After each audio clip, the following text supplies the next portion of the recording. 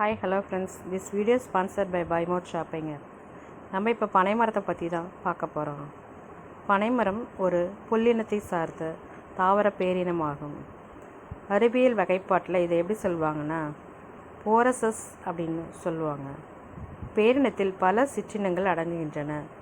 பனை தமிழ்நாட்டின் மாநில மரமாகும். பனைகள் பொதுவாக பயிரிடப்படுவது கிடையாது.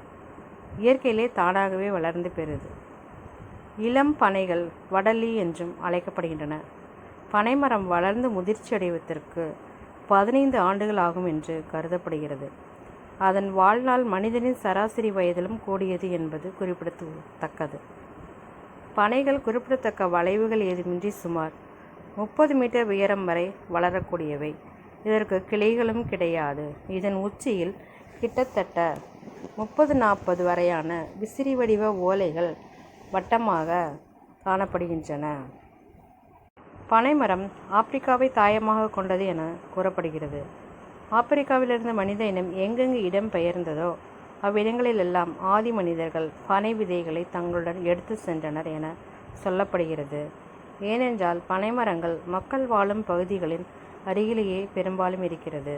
இது பெரும்பாலும் அடர் காடுகளில் காண இயலாததற்கு காரணமாக கூறப்படுகிறது. ஆசிய நாடுகளில்தான் பனை அதிகம் காணப்படுகிறது. தற்காலத்தில் ஆசியாவில் இந்தியா, இலங்கை, Malaysia, Indonesia, Myanmar, Thailand, Vietnam, சீனா போன்ற நாடுகளிலும் கொங்கோ போன்ற மேற்காப்பிரிக்க நாடுகளிலும் காணப்படுகின்றன. கதர் மற்றும் சிற்றூர் தொழில் குழுமம் எடுத்த கணக்கெடுப்பின்படி 10.2 கோடி பனைமரங்கள் இந்தியாவில் உள்ளன. தமிழ்நாட்டில் மட்டும் 5 கோடி பனைமரங்கள் உள்ளன. இவற்றில் 50 விழுக்காடு மரங்கள் தென்காசி, நெல்லை, தூத்துக்குடி, ராமநாதபுரம் மாவட்டங்களில் அடர்த்தியாக உள்ளன. சேலம், நாமக்கல், சென்னை, செங்கல்பட்டு, சிவகங்கை மாவட்டங்களில் அதிகமான அளவும் நிறைந்துள்ளது. பிற மாவட்டங்களில் உள்ள மரங்களின் எண்ணிக்கை 30 லட்சத்திற்கும் மிகவும் குறைவாகவே உள்ளது. பனைமரத்தில் உணவுப் பொருள்களில் பதநீர் மிகவும் முதன்மையானது.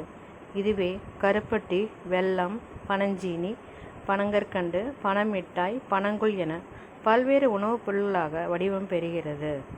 பனந்தும்பு, தூரிகைகள், களிகள், பனையோலை பொருள்கள், அலங்கார பொருள்கள், மரம் மற்றும் மரப்பொருள்கள் ஆகியன பனையிலிருந்து பெறப்படும் உணவிலி பொருள்களாகும். கதர் மற்றும் சிற்றூர் தொழில் குழும கணக்கின்படி ஒரு பனை மரமானது ஓர் ஆண்டில் 150 லிட்டர் பதநீர், 1 கிலோ தும்பு, 1.5 கிலோ ஈர்க்கு, 8 ஓலைகள், 16 நார்முடிகள் ஆகியவற்றை நல்கும் வள வாய்ப்புடையது. மேலும் ஒரு பனை மரத்திலிருந்து 24 கிலோ பனை வெல்லம், 2 கூடைகள், 2 தூரிகைகள், 6 பாய்கள் ஆகியவற்றை பெற முடியும் எனவும் கணக்கிடப்பட்டுள்ளது. விவசாயம், கைத்தறிக்கு அடுத்தபடியாக பேரளவு வேலைவாய்ப்பினை கொண்டதாக பனைத்தொழில் விளங்குகிறது. இதில் தேங்க்யூ ஃப்ரெண்ட்ஸ்.